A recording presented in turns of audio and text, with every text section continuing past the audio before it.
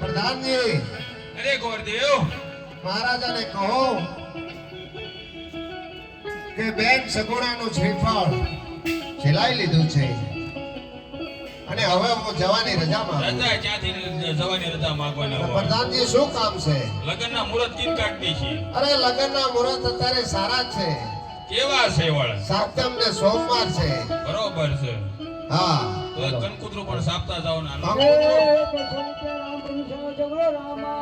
પીર કી જય. એક જ સાપ્યો.